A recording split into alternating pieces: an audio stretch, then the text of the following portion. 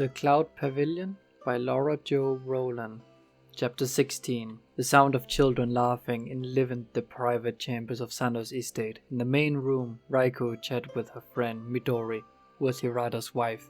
As Akiko played with Midori's little girl and boy, the children turned somersaults across the floor.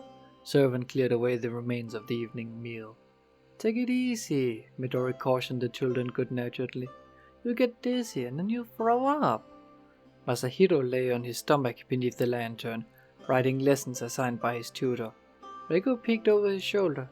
He didn't need her to supervise his homework, but she enjoyed seeing how good his calligraphy was, and how well he expressed his ideas, even at such a young age. She smiled proudly, enjoying the peaceful, cozy evening. The rain had stopped, and the open windows let in the cool, damp breeze that blew in from the garden, where crickets chirped and cicadas hummed in rhythm to the drip of water from the trees. Frogs sang in the pond. The garden was radiantly silver with moonlight. Life was good, Reiko thought. Sano entered the room. "Papa!" cried Akiko. She ran to him and he lifted her into his shoulders. Masahiro jumped up and said, "Look what I just wrote!" As Sano read and admired Masahiro's composition, Reiko took pleasure in the company of her family. She was glad to see Sano, for she was bursting with questions about the investigation, and eager to tell him what she had learned. She was also relieved that he had come home safely. She still felt a lingering anxiety from the dangerous days when they had been threatened by war at every turn. In walked Hirata. His children clung to his legs, and he stretched under their weight, while they rode and cheered. Midori greeted him, smiling and giggly. Reiko knew they'd had marital troubles in the recent past. Hirata had been gone off for the better part of 5 years, pursuing his mystic martial arts studies. Midori had suffered from his absences, and they'd grown apart. They'd since reconciled, and Reiko was happy for them. She wanted to enjoy the peace, however long it lasted. "Have you eaten yet?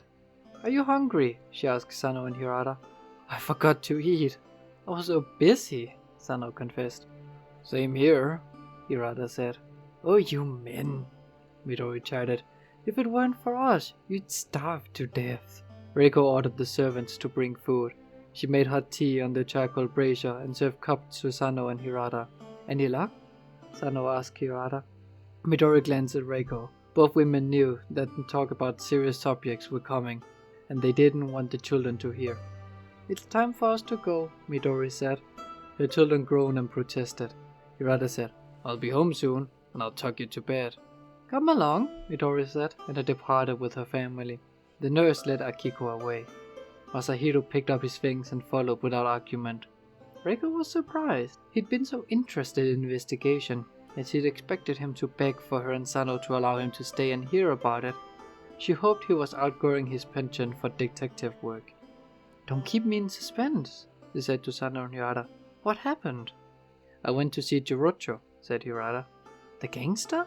Reiko had heard of him from her father, Magistrate Ueda, in whose court Jirocho had appeared more than once. "How was he involved in the kidnapping?" "There were 2 other women kidnapped before Chiro," Hirata explained. "One is Jirocho's daughter." "Is her case related to Chiyo's?" Sano asked. "I don't know. Jirocho wasn't very cooperative. He wouldn't tell me anything." Hirata described his conversation with the gangster boss. "He wants to handle the case himself." Concern showed on Sano's face. "So does Major Kumasawa. I talked to him today.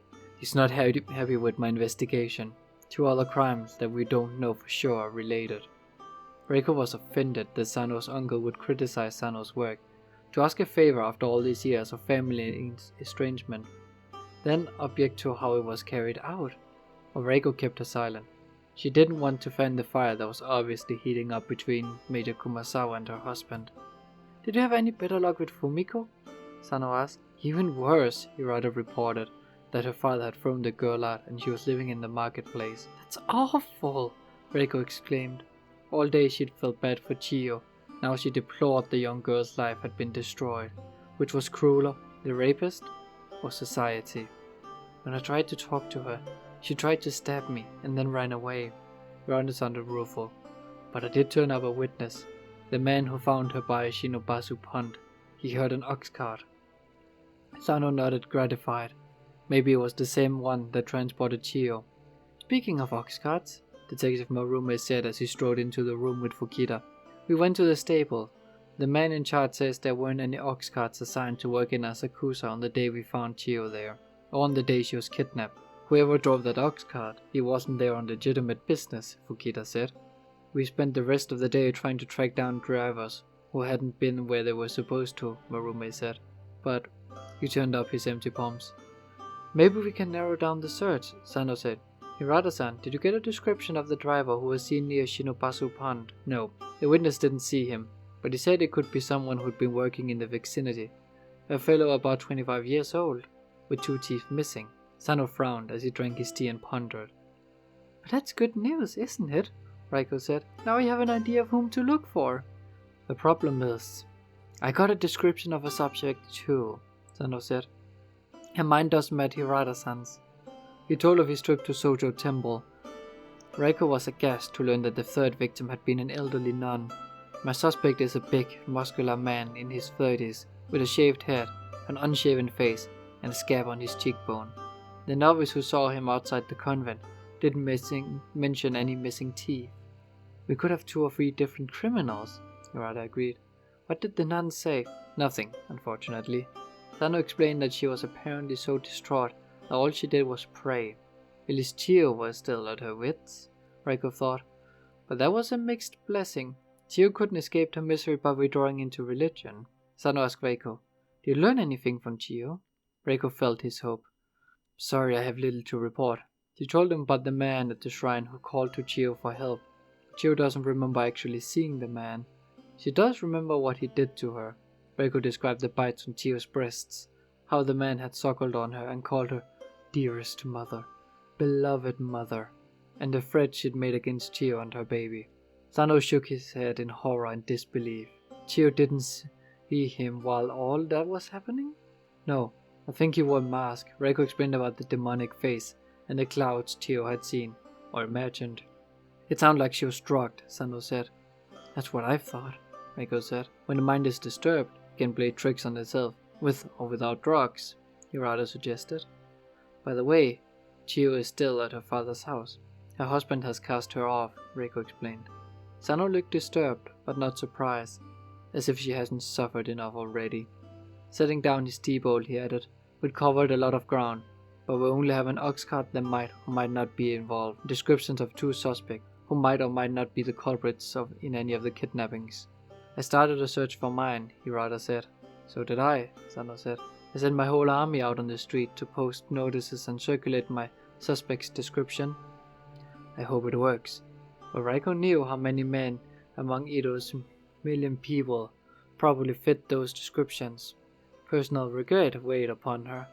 I wish there was something more I could do. There is, Sano said. Talk to Chio again. Maybe she'll remember something else. And I want you to interview Fumiko and the nun. Maybe you can get more information from them than Hirata and I.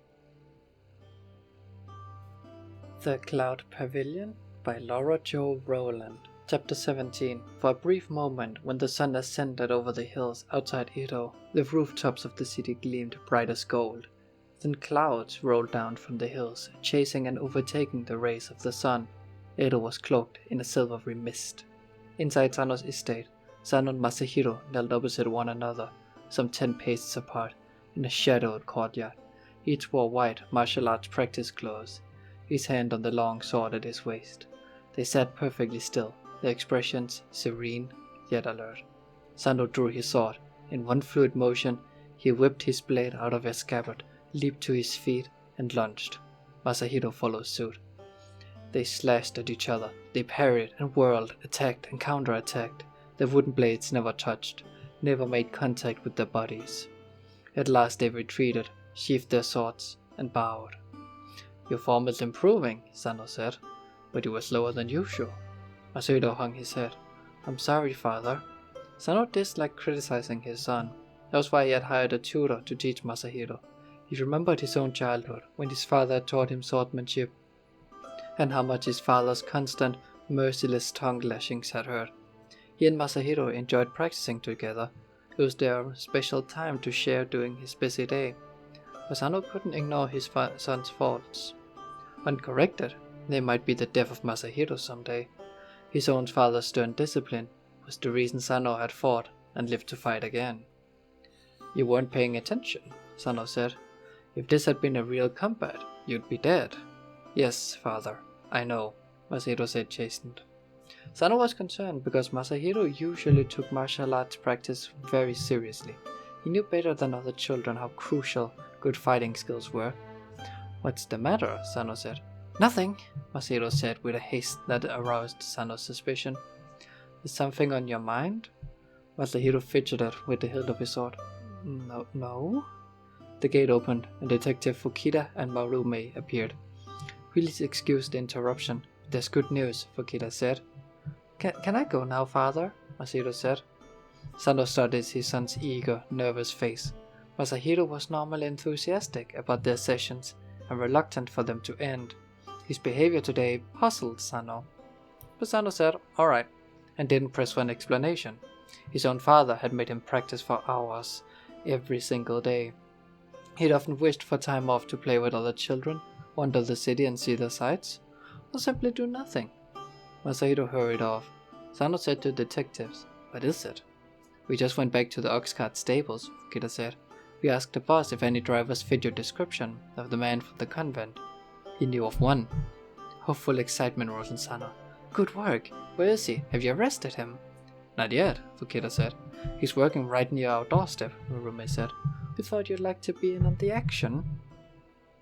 Before Raiko left home, she stopped at the kitchen where an army of cooks prepared food for the hundreds of people who lived in Sano's estate. Cooks slung vegetables and fish grilled, stewed, and fried amid a din of clever chopping, pans rattling, and herbs rowing. Powerful aromas of garlic and hot oil permeated the steam from the boiling pots. Reiko packed fried dumplings, stuffed with shrimp, grilled eel, raw tuna strips fastened to rice balls with seaweed, noodles with vegetables, and cakes filled with sweet chestnut paste onto a lacquered wooden compartment lunchbox. She filled a jar with water, then carried the feast to a palanquin. She climbed inside and said to the bearers, "Take me to Sojo Temple District." After hastily changing his martial arts clothes for his regular garments, Sano donned his swords, mounted his horse, and left his estate with his detectives. They stopped to fetch Tirada on the way out of the castle. Marume and Fukita led the way through the northwestern gate. They brought their horses to a stop on the avenue that circled the castle.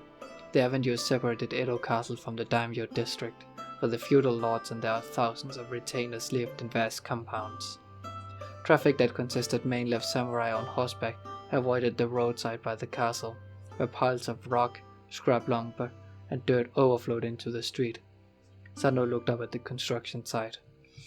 It was a dilapidated guard turret atop the wall, partially demolished. Its upper story gone.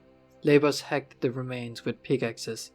They dropped the debris onto the pile on the roadside below, where 2 pairs of oxen, each yoked to a cart, stood patiently, tails swishing off the flies. The 2 drivers, men dressed in short indigo kimonos and frayed sandals, loaded the debris on their carts. One man was big, muscular in his 30s. He wore his hair shorn down to a black fuzz on his scalp. His face spotted several days' growth of whiskers. As Sano rode closer, he saw the large pale scar on the man's right cheekbone. "It looks like the man that the novice at the convent saw," Sano said. The man spoke to his fellow driver, who grinned. Hirata, riding beside Sano, said, "Look at the other fellow. He's younger and has 2 teeth missing from the right side of his mouth. That's my suspect." "That's why a different man was at the scenes of 2 different kidnappings," Sano said. "We haven't got 2 separate criminals. They're a team." "What a piece of good luck, finding them together," Marume said as he followed with Fukita. When Sano and his men approached the ox carts, the driver spied them. The humor on their faces turned to caution, then the fear of guilty men cornered by the law. They dropped the timbers they'd lifted. They both jumped in one ox cart, and the big man snatched a whip. "Go!" he shouted, flailing the oxen. The oxen clopped down the avenue, dragging the cart filled with debris. Workers on the turret yelled, "Hey, we're not done! Wait!" Sano and his men surged forward in pursuit. The drivers with the missing teeth shouted, "Faster! Faster!" But the heavy cart was no match for horsemen. Sano's party quickly caught up with it. The drivers jumped off the cart and ran. "Don't let them get away!" Sano shouted as the drivers fled through the crowd, and people swerved to avoid them. Hirata leaped from his horse, flew through the air, landed on the younger man's back, and quickly subdued him. Maruma and Fukita rode down the other man. When they caught him, he punched, kicked, and thrashed. By the time they wrestled him to the ground, they were panting and sweating. From astride his horse, Sano surveyed his captives. "You're under arrest," he said. "Didn't do anything wrong," the big man protested, his scarred cheek pressed into the mud. "Neither did I," said his friend, pinned under Hirata. "Then why did you run?" Sano asked. The question stumped them into silence. Well, Maruma said, "our new friends don't seem to have a good excuse." Reiko rode in a palanquin, accompanied by Lieutenant Tanuma and her other guards along the misty streets of the city.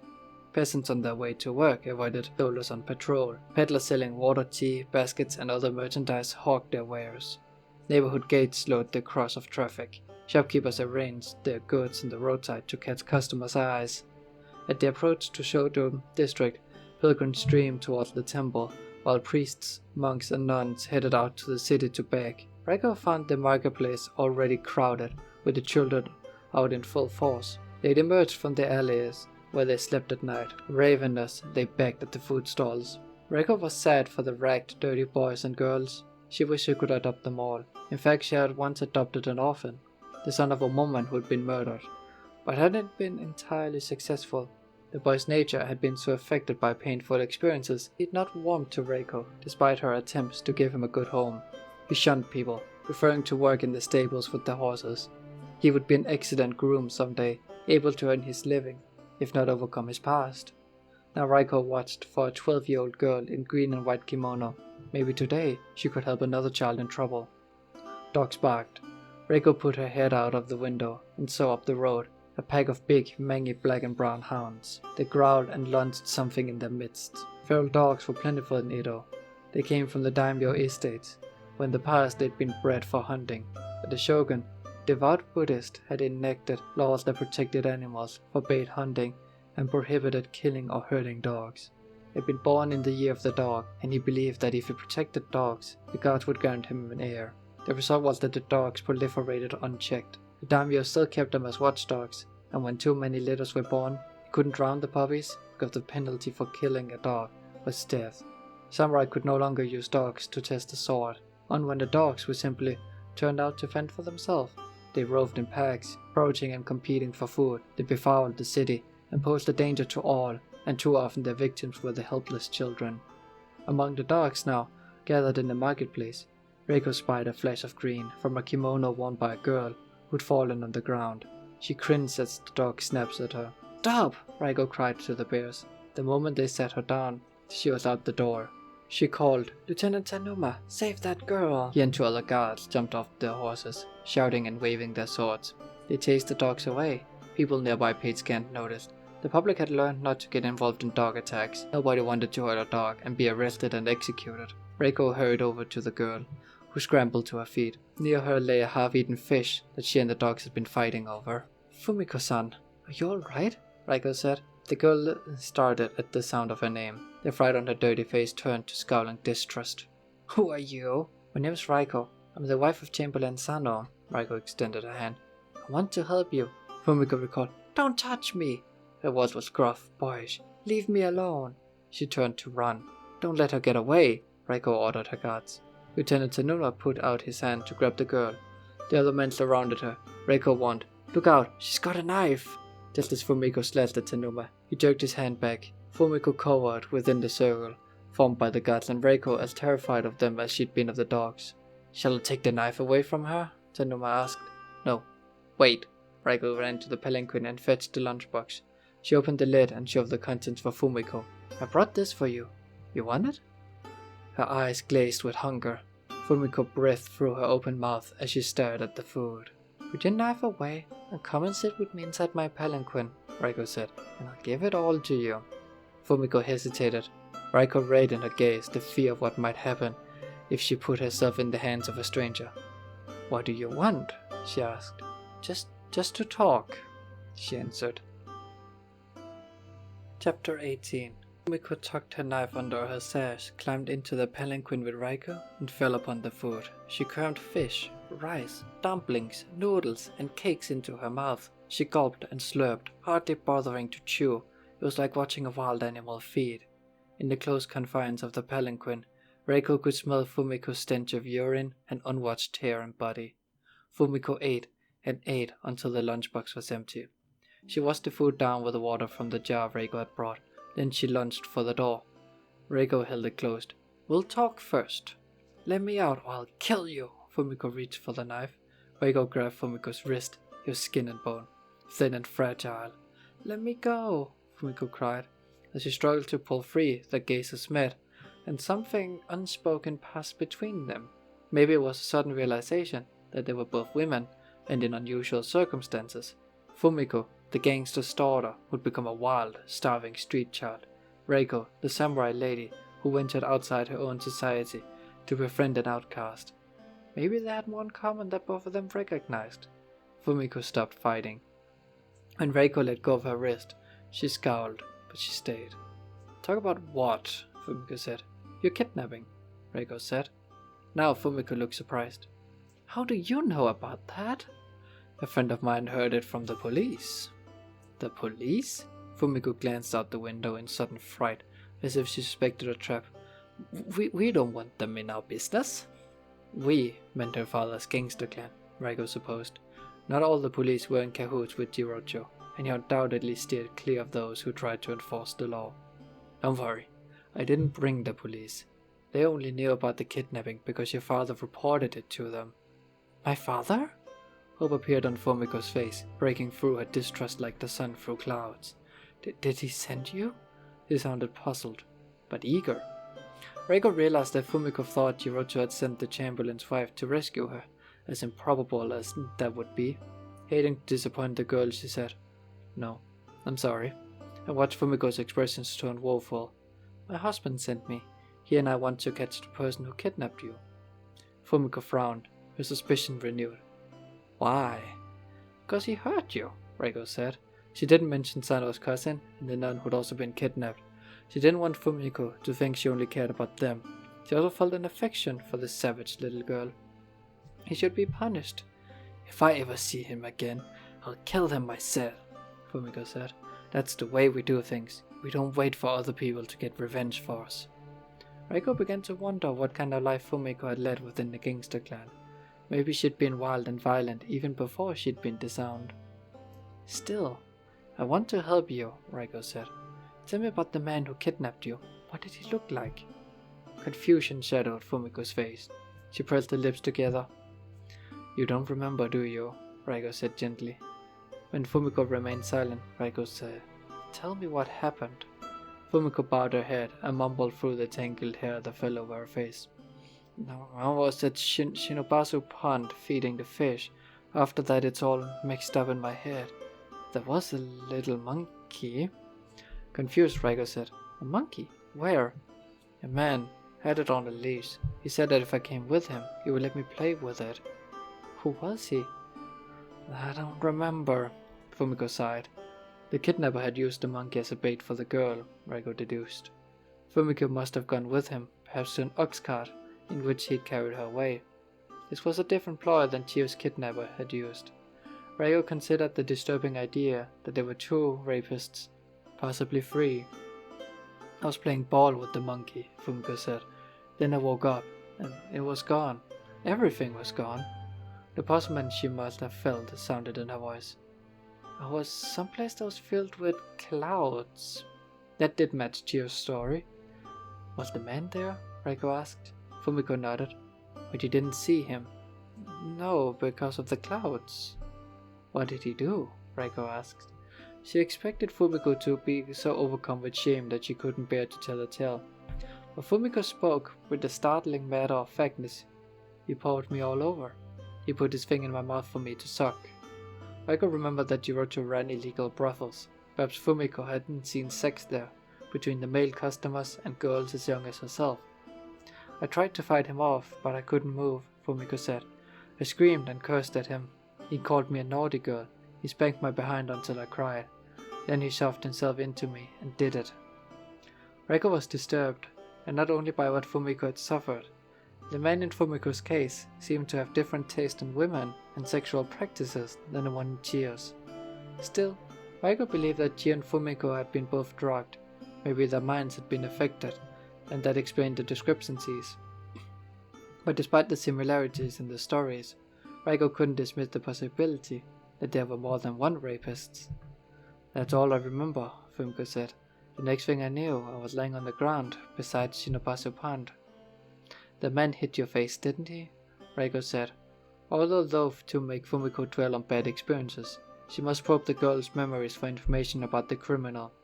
Fumiko touched her bruised eye. No, my father did. He said I led the man on. He said I disgraced myself and our clan. Here was the most tragic similarity between the story and Chio's. Both women had suffered insult, heaped upon injury. I begged him to forgive me, Fumiko said. Tears trembled beneath her gruff, swollen, sullen manner. I offered to cut off my finger. That's how we make it up to my father when we've done something wrong. Raiko had known about the gangster's rule, but the idea that the little girl should take it for granted was shocking.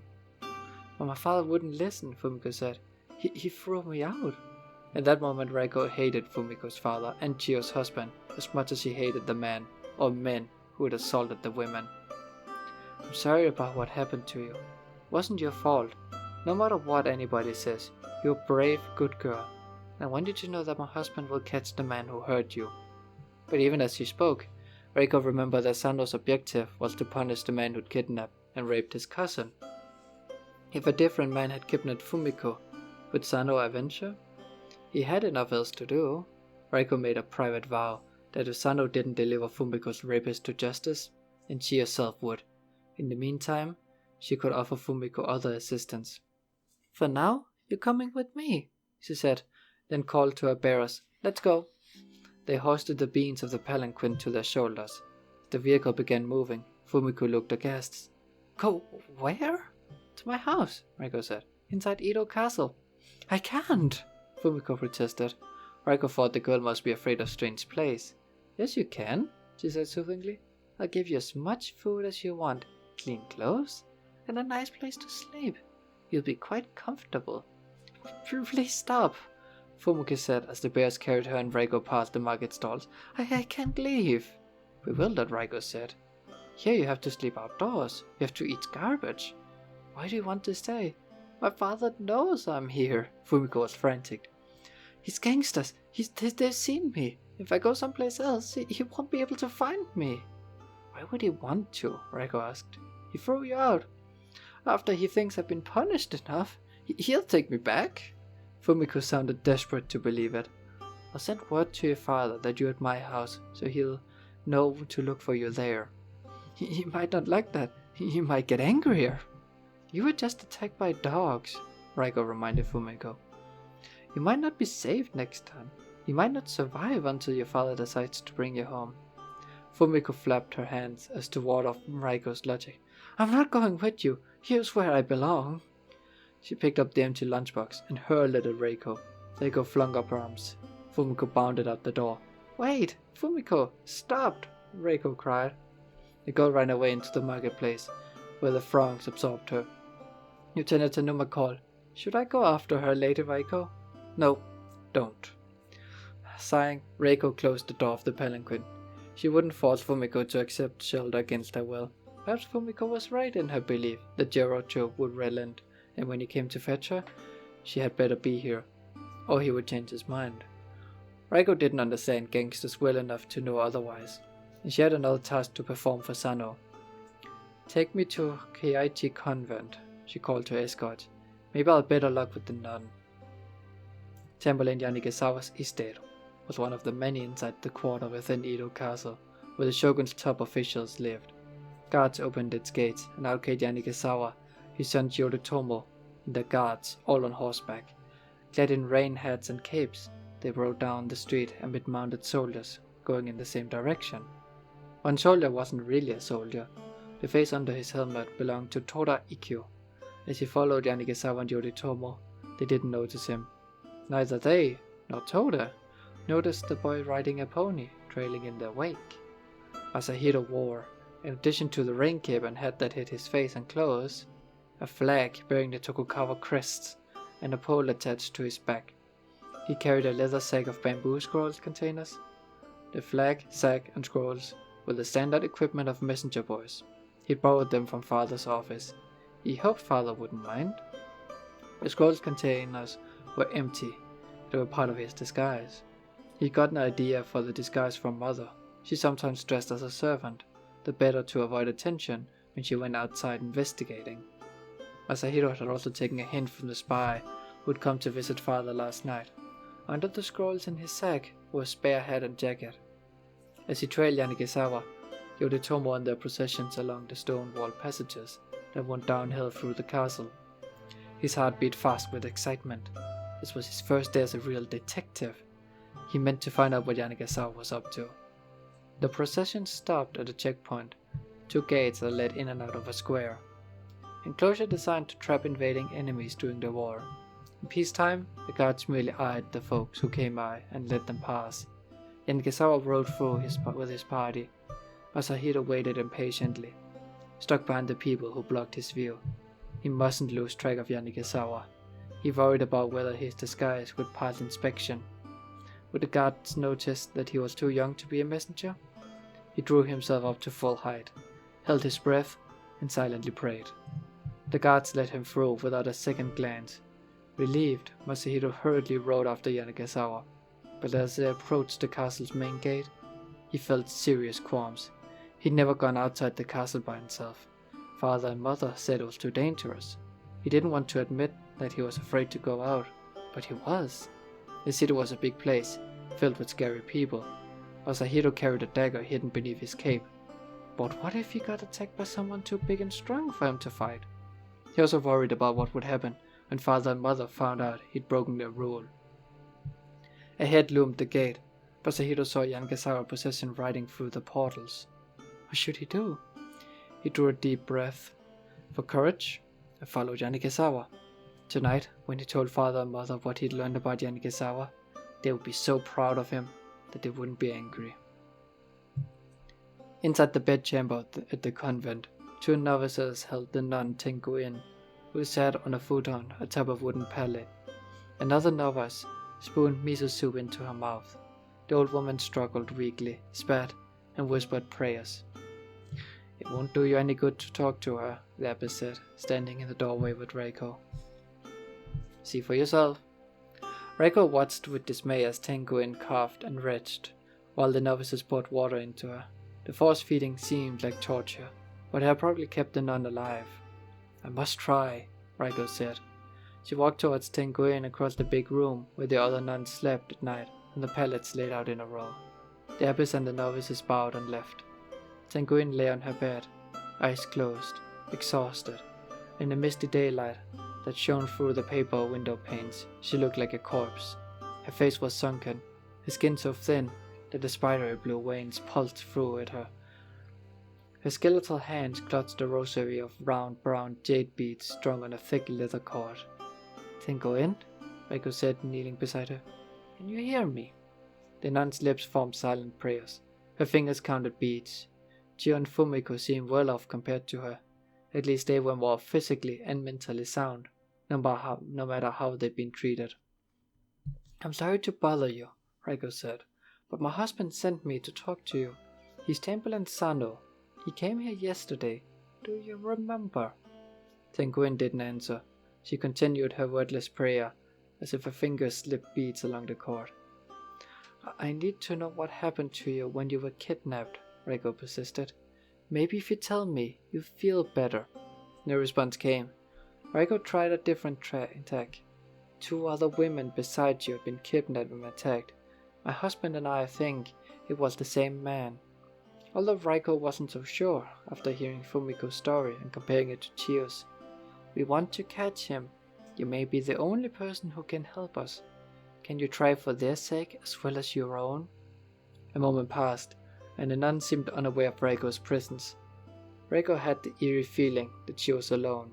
Tengu-in's spirit had retreated into another, faraway realm.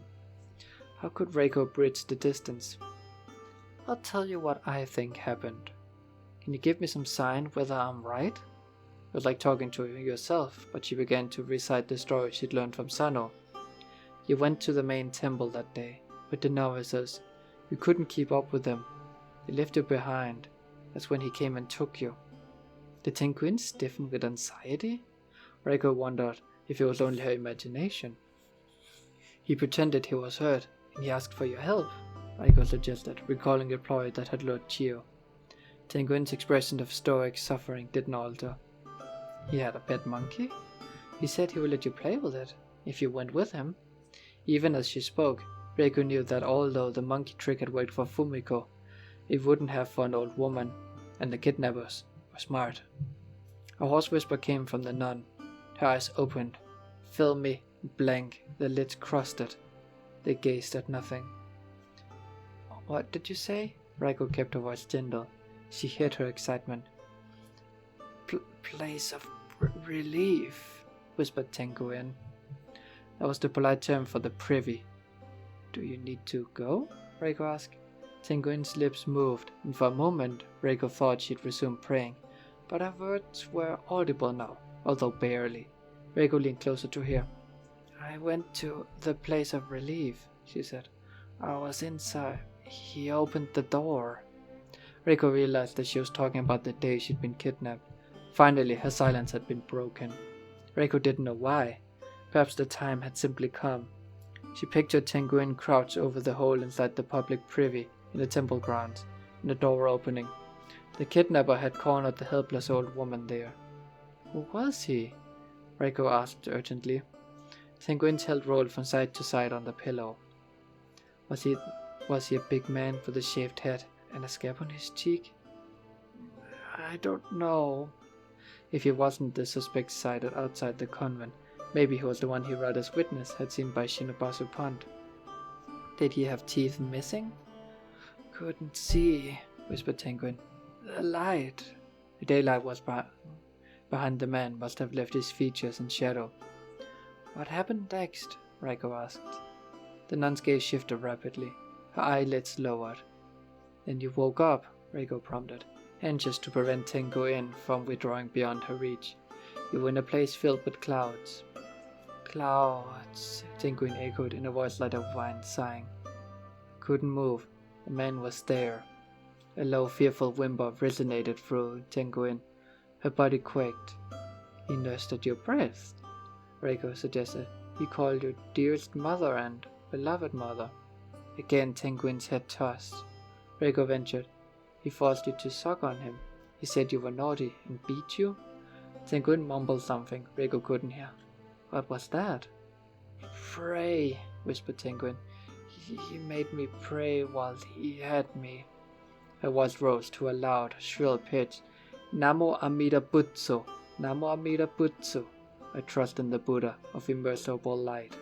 Just praying to be delivered from this life of suffering and reborn into the pure land, a heaven of beauty and enlightenment. Her voice trailed off while her lips kept moving. Her eyes closed as she withdrew behind the barrier of her private hell.